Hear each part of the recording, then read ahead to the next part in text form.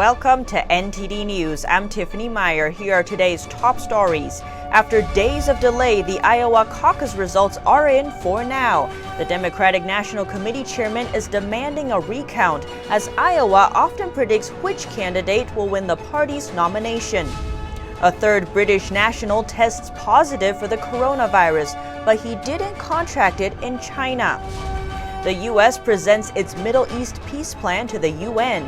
Ambassadors say they're ready for more discussion. And China is cutting tariffs on some U.S. goods in half. It's also set to start buying more from the U.S. as its shaken economy begins to recover amid the coronavirus.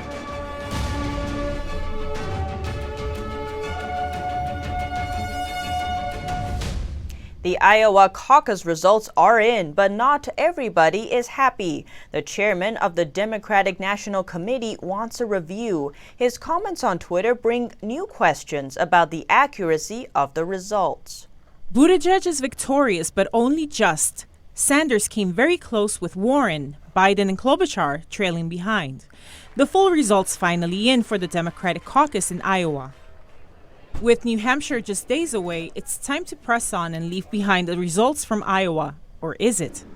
Taking 3 days to come in, errors and inconsistencies in reporting, a malfunctioning election app, delays and corrected results. The first Democratic caucus leaving a negative impression among some voters. Tom Perez, the DNC chairman, wants to check it all again. He wrote, "Enough is enough" on Twitter on Thursday and called to recanvass. That's a review of the worksheets from each caucus site. He said it's to ensure accuracy. Buttigieg declared victory on February 3rd without full results being yet released. His campaign later said he was citing internal data. At least he can celebrate with some certainty. For now, at least. It has been an extraordinary week, and we are absolutely electrified. Biden was seen as the Democratic frontrunner in 2019. He referred to his poor results in Iowa as a punch in the gut, but he said he can pick himself back up. Meanwhile, Warren canceled ads in 2 states after finishing third. Her campaign didn't return a request for comment on this, but her ads in New Hampshire are still slated to run. Close second, Sanders plans to spend big on ad campaigns, but he has plenty to spend. He pulled in $25 million in January alone. The contest continues to find a Democrat challenge President Trump. New Hampshire's Democratic primary will take place on Tuesday. Let's hope it's smoother sailing in New Hampshire. And in other news, President Trump confirmed Thursday that U.S. forces have killed Qassim Al-Rimi, leader of the extremist Islamist group Al-Qaeda. Al-Rimi claimed responsibility for December's tragic shooting at the Pensacola Naval Air Station in Florida that left 3 people dead. Al-Rimi killed in a counter-terrorism operation in Yemen, Trump confirmed in a statement, without elaborating on the date of his death. Rimi joined Al-Qaeda in the 1990s, working in Afghanistan for Osama bin Laden. Trump said the group committed unconscionable violence against civilians in Yemen. He said it sought to conduct and inspire numerous attacks against the United States and its forces. Trump's statement confirms earlier reports that Al-Rimi had been killed. In late January, a suspected U.S. drone strike destroyed a building housing Al-Qaeda terrorists in eastern Yemen. And U.S. President Donald Trump's advisor and son-in-law Jared Kushner met with UN Secretary Council members on Thursday. The closed-door meeting was held to brief them on the U.S. peace plan for the Middle East. The U.S. plan envisions a disjointed Palestinian state that turns over key parts of the West Bank to Israel. It notably sides with Israel on key controversial issues, including borders and the status of Jerusalem and Jewish settlements. After nearly 3 years of work, Kushner presented details of the proposal at a private lunch hosted by the U.S. mission to the UN. We had a constructive conversation. We're looking forward to more dialogue. We had a very interesting discussion on the basis of the plan. British position remains as set out by the Foreign Secretary. I cannot add anything new about the plan. We still are studying that. But the main mood in the meeting was that in order to discuss it seriously, it is needed that the Palestinians would accept to discuss it at all. There will be many more meetings on this because he wants help from the international community. But Palestinians have already rejected the deal.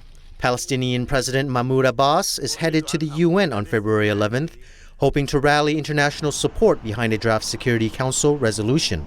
It's expected to face a U.S. veto. Russia said today a passenger plane carrying 172 passengers from Tehran to Damascus made an emergency landing at a Russian-controlled airbase in Syria yesterday after coming under fire from Syrian air defenses. We're learning that Israeli airstrikes in Syria may have prompted local air defenses that almost shot down a passenger jet. The plane was on its way from Tehran in Iran to the Syrian capital of Damascus on Thursday with 172 aboard.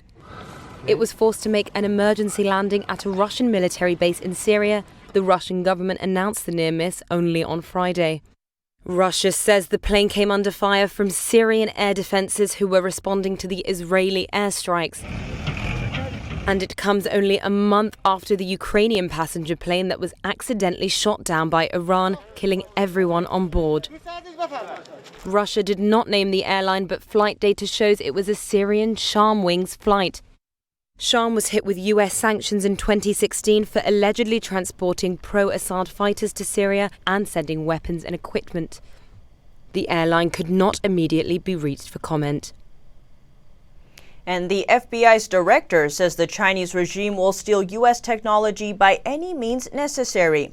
A U.S. counterintelligence official says the regime is targeting U.S. aircraft and electric vehicle technology. Costs and the impact of this threat? The FBI director saying the Chinese regime poses a threat to the U.S.'s economic and national security. Speaking at the China Initiative conference on Thursday, he said the threat is diverse and multi-layered in terms of its techniques, actors, and targets. And I'm talking about everything from cyber intrusions to corrupting trusted insiders. They've even engaged in outright physical theft. According to Ray, the Chinese regime is fighting a generational fight to surpass the U.S. in economic and technological leadership. But not through legitimate innovation, not through fair and lawful competition, and not by giving their citizens the freedom of thought and speech and creativity that we treasure here in the United States. The regime requires Chinese companies to have Communist Party cells inside them to make sure those companies stay in line with the party's principles and policies. And they make American joint ventures operating in China establish those Communist Party cells within their companies. Ray noting the targets of the Chinese regime ranging from Fortune 100 companies to Silicon Valley startups, from government and academia to high tech and even agriculture. The FBI has about 1,000 investigations involving China's attempted theft of U.S.-based technology. A spokeswoman for American universities saying the best way to make professors transparent about the source of their grant funding is by making other FBI investigations public. When they see a department chair at Harvard being called to account and who may go to jail, believe me, that has done more to help us than anything abstract that we could possibly have done. Ray making it clear the threat is not from Chinese people as a whole, nor from Chinese Americans, but it is from the Chinese Communist Party. Kevin Hogan, NTD News. A new case shows that China is not the only country where you can catch the coronavirus. A British national is confirmed to have contracted the virus after returning from another country outside of China. The doctors are being told by authorities to be extra vigilant. Medical authorities confirmed the third person in Britain has tested positive for coronavirus, but they acquired the virus outside of China. England's chief medical officer, Chris Whitty, did not name the country from where the patient had returned. He said a wider list of countries would be released shortly and people should self-isolate if they showed any of the coronavirus symptoms. We're now advising testing for this virus in a wider geographical area if people have got typical symptoms and they've come back in the last 14 days. That's very important. Whitty also said they are using robust infection control measures to prevent any possible further spread of the virus. The other two confirmed patients in the UK caught the virus in China. The 2019 novel coronavirus is a new respiratory illness not previously seen in humans. Experts have not yet confirmed the origin of the virus. The virus has spread in some countries from person to person, including Germany, the United States, and Japan. One of the first Chinese doctors who tried to warn the world about a new coronavirus died from the illness, as China's Hubei province reported 69 new deaths, taking the total in China to over 600. One of the first Chinese doctors who tried to warn the world about the spread of coronavirus died on Friday from the illness, which has sparked a wave of mourning and rare showing of anger from some in that country against its government. 34-year-old Li Wenliang was an ophthalmologist at a hospital in Wuhan, the Chinese city hit hardest by the illness. He and 7 others were reprimanded by Wuhan police last month for spreading what the authorities called illegal and false information about the coronavirus. He was warning on social media at the time of a disease similar to SARS hitting the area, a reference to the Chinese outbreak that killed hundreds in the early 2000s. News of his passing saw tributes laid along Wuhan's still deserted streets. And in neighbouring Hong Kong, a candlelit vigil was being held for Dr. Li and all those affected, as the public started to direct its anger towards the Chinese government for not listening to him sooner. This man in Beijing told us he was criticised and unfairly treated because of his report, so we feel very sad and regretful. Another said, "We need to see if the influence of his death can wake up anything, and I hope he did not die in vain." Outside of China, and Singapore has raised its alert level to orange, the same level it reached during the SARS outbreak of 2003. That comes after 3 cases of this new coronavirus were reported that crucially could not be linked to previous infections or any travel to China. Dr. Li's death triggered a wave of grief and anger among Chinese social media users, many of whom were already frustrated with the authorities' handling of the coronavirus outbreak. Chinese social media even censoring the hashtag #IWantFreedomOfSpeech after Li's death. And in Wuhan, where it all began, the city has converted stadiums and gyms into makeshift hospitals. Footage from inside the hospital shows grim living conditions. No medicine provided, no hot water around, and the bathroom is 200 meters away. Videos circulating on the internet tell of the horrible living conditions inside Wuhan's makeshift hospitals, where facilities were set up by the city for coronavirus patients who have mild symptoms.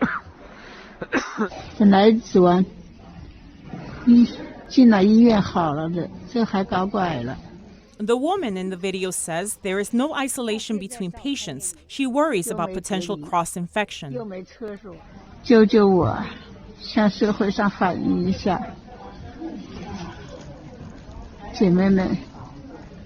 The designated hospitals in Wuhan now only accept coronavirus patients who are critically ill. Those with mild symptoms are all transferred to makeshift hospitals converted from stadiums or conference centers. There are now 11 such hospitals, which together hold over 10,000 beds. But in footage from one of the makeshift hospitals, a patient says she hasn't seen any doctors for 3 days, and patients who arrived later don't even have a proper bed. They sleep on a mattress on the floor. Reporting by Juliet Song, NTD News. The U.S. is trying to get the Asian nation of Taiwan involved in international efforts to tackle the coronavirus outbreak. It says the World Health Organization should communicate directly with Taiwan, but China's regime still wants to block its neighbor from participating. The United States is urging the World Health Organization to include Taiwan directly in talks responding to the outbreak of the coronavirus. This was to identify gaps that may slow the detection and response to new cases that emerge. The U.S. ambassador said on Thursday it was imperative that WHO present visible public health data on Taiwan as an affected area and engage directly with Taiwan public health authorities on actions. Japan's ambassador supported this, saying it would help ensure strong response to the public health emergency. He said leaving out a specific region creates a geographical vacuum. China's delegation expressed dissatisfaction on the issue. Taiwan is not a WHO member because China objected. Instead, China reports to the WHO on Taiwan's behalf. Taiwan's foreign ministry said on Thursday, China is providing the WHO with the wrong information. The WHO published incorrect case numbers for Taiwan earlier this week. It said there were 13. At the time, Taiwan only had 10. The current figure is now 11. Despite this, both the WHO and China said there's no issue with the information they deliver on Taiwan. Taiwan has also protested to the WHO for again changing how they refer to the island. The WHO changed its name multiple times and now calls it Taipei, its capital city, and environs. Beijing claims the island is a wayward Chinese province and not a country in its own right. Taiwan says it is an independent country and has never been part of the People's Republic of China. Taiwan's Ministry of Foreign Affairs expressed its appreciation that increasingly more countries support Taiwan's bid to be included in the WHO. Senator Ted Cruz, a member of the Senate Foreign Relations Committee, is calling on the UN's targeted the UN International Civil Aviation Organization to include Taiwan in addressing the coronavirus. He said excluding the fifth busiest airport in Asia during the public health emergency could have dangerous results. Positive support for Taiwan there. And up next, an Irish political party hopes to achieve a breakthrough at an upcoming election. More on that after the break.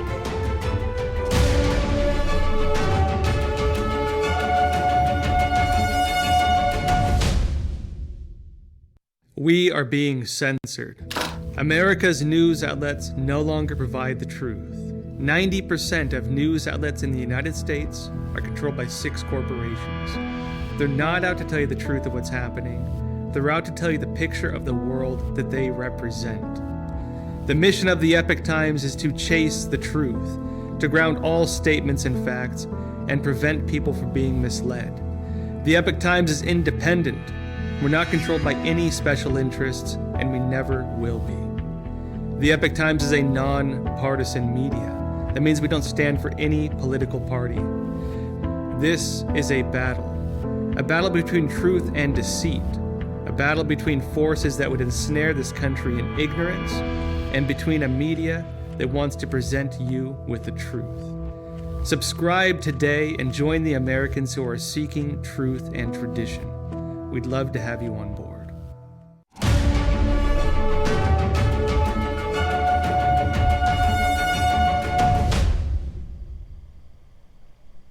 The east coast of Australia welcomed the heaviest drenching in years today. It doused some of the country's most damaging and long-running wildfires and eased a drought that has crippled farming across 2 states. Sydney's iconic harbour awash with a downpour. Sydney alone was expected to receive as much as 130 millimetres of rain in the 24 hours to Saturday morning, the biggest one-day rainfall in almost 2 decades. Much of Australia's bushfire-ravaged east coast was drenched on Friday, dousing some of the most dangerous blazes and providing welcome relief to farmers battling prolonged drought. The heavy rainfall across New South Wales and Victoria was a welcome surprise after the Bureau of Meteorology's 3-month forecast issued in January forecast continued high temperatures and little rainfall.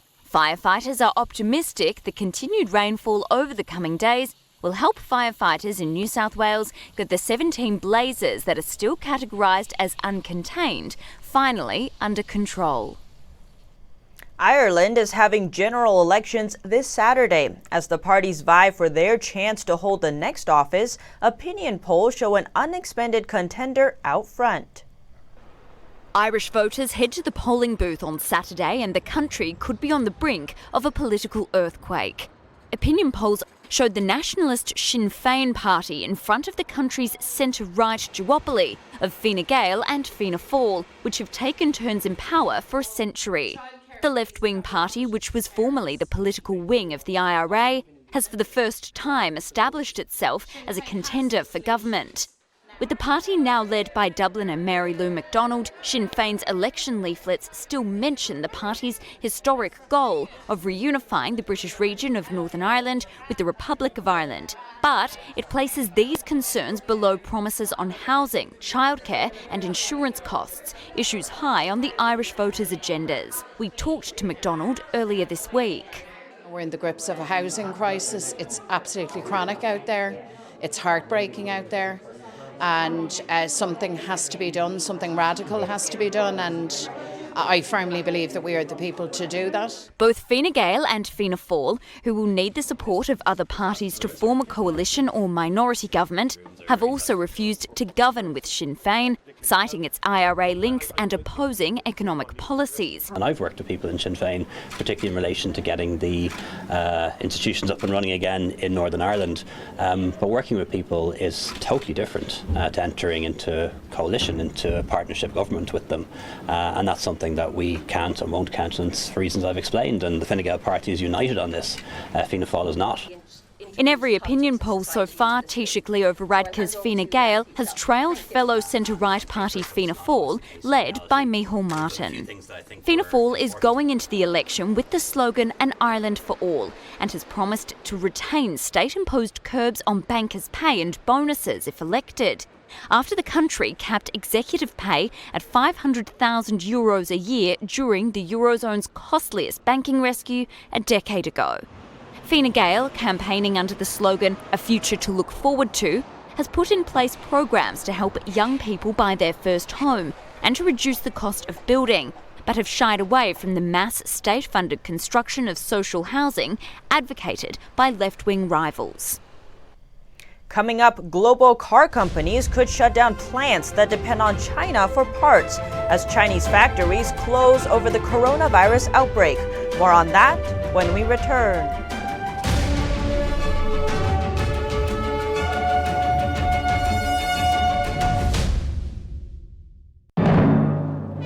Absolutely the #1 show on the planet. I love it. Breathtaking. Incredible. Awesome. Very exciting. Mesmerizing. Really enjoyed it. It makes you feel alive. Absolutely flawless. I laughed, I cried. Colorful and vibrant and joyous. The dancers, you guys are amazing. They can just fly. Gravity does not apply to them. Oh my gosh, I was so intrigued by this. I'd get lost in the music and I'd get lost in what I'm seeing on stage. It's a very eye-opening experience. We came for her birthday. Great experience, well worth it. Even though it's been going for about 10 years, every year it's a completely different show. I know this sold out very, very quickly, and I can see why now. I think I've not seen something like this ever before. I would recommend it to everybody. I recommend it to everyone.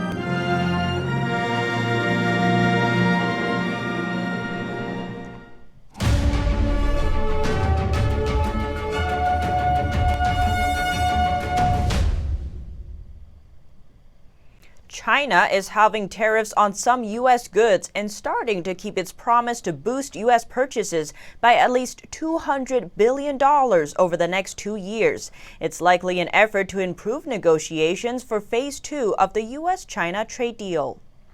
China is reducing tariffs on U.S. goods despite the coronavirus outbreak jolting the country's economy. As part of a Phase 1 trade deal with the U.S., China committed to buying more U.S. goods.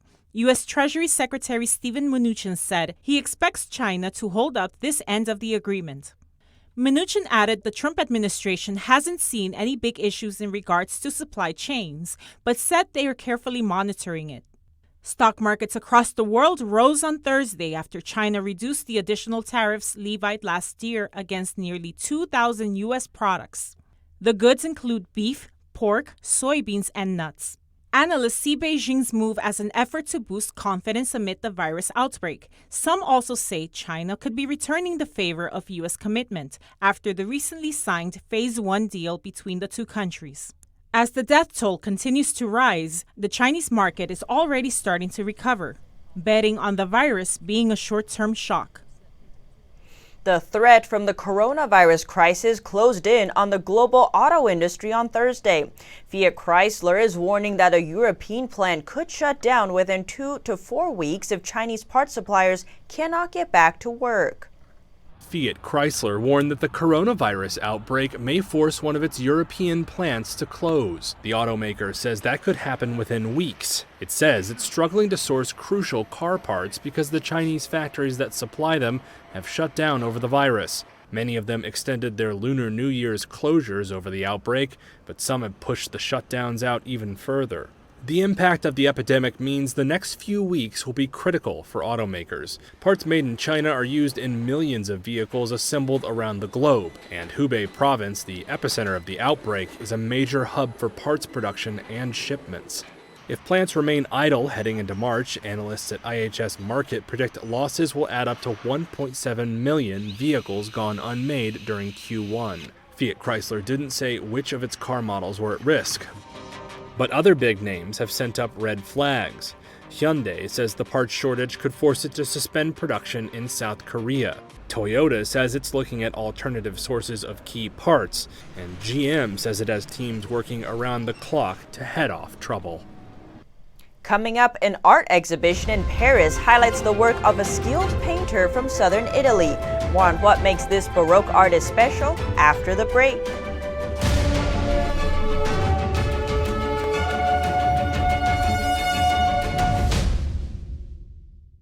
Our investigative reporters at the Epoch Times have spent 18 months uncovering the biggest political scandal in modern history. We connected the dots around Spygate, the actions by Obama-era officials against Trump's 2016 presidential campaign. Join me on Declassified as we bring you up-to-date developments on this unfolding scandal.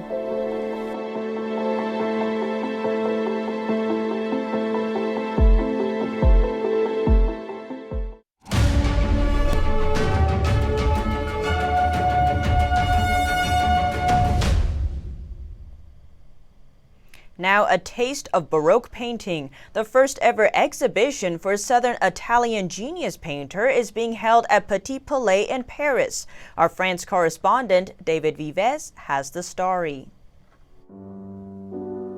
The history of Italian painting features many great geniuses, one of whom is Luca Giordano, a Baroque-style painter who created 5,000 paintings during his lifetime. The Petit Palais Art Museum in Paris is holding the first large exhibition of this southern Italian painter's work. He is a virtuoso of colors and compositions. He doesn't hesitate to embark on big and difficult projects, sometimes with many characters. And whatever the challenge, he finishes his paintings very quickly. This is why he has a nickname, Luca fa presto, which means Luca go fast. His often large paintings seem to achieve his goal, greatness. They include a vast number of heavenly beings, infinitely large spaces, and divine scenes. This is what Baroque art looks like in southern Italy. The Catholic Church supported Baroque art as a way to counter the simplicity and austerity of Protestant architecture. The Church also saw it as a means to bring religious believers closer to the heavenly kingdom. Baroque is about the return of the great Catholic images promoted by Rome. It's about celebrating the glory of the new saints canonized. So Giordano had to create new iconography, great spectacular scenes that needed to impress in the churches of Naples. But Giordano also witnessed terrible tragedy. In 1656, Naples was seriously affected by the plague. Dead bodies lined the streets until more than half of the population had been killed. The city was eventually saved. According to local legend, Naples' patron Saint San Gennaro asked the Virgin to save the city, as she had before. Inspired by mythology, Giordano also painted nudes and classical figures. He never stopped questioning the relationship between man and the divine. Reporting by David Vives, NTD News. Hollywood's biggest stars will be out in full force at this year's Academy Awards, but the biggest spotlight will be on this year's music. The Oscars production designer reveals how music will have a major role on this year's live telecast. The 92nd Academy Awards production designer says music will feature prominently in this year's live telecast. I can say that the show is going to start in a really, really exciting way. I can't say exactly what it's going to be. I think something that's really unique to this year's show is how much music is going to be on the telecast. All 5 nominated songs will be featured this year. We have everyone from Elton John to Cynthia Erivo to Idina Menzel to Randy Newman to Chrissy Metz performing. It's going to be kind of a thrilling lineup. Janelle Monáe and Billie Eilish will also be performing on stage. The stage will have a different design this year with a sculptural swirl emanating out into the audience. There's a large sculptural element that swoops out over the audience, that includes the audience, that is dimensional on camera. The results of the design will be there for the world to see when the show goes live on February 9th. And that's all for now. Thanks for tuning in. Join us again tonight. I'm Tiffany Meyer.